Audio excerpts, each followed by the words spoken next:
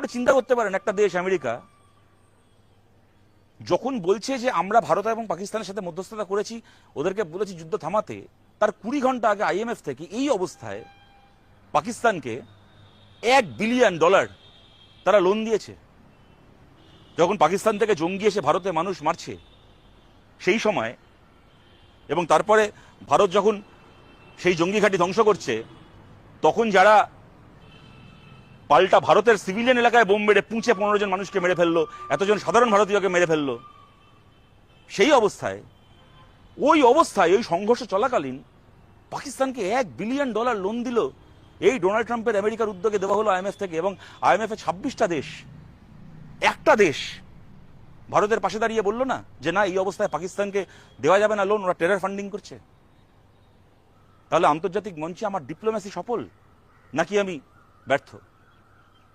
আমার বিশ্বগুরুর এই নিজেকে দেওয়া তকমা জাস্টিফাইড হচ্ছে, নাকি আমার নিজেকে দেওয়া তকমা আমার নিজের দিকে তাকিয়ে হাসছে?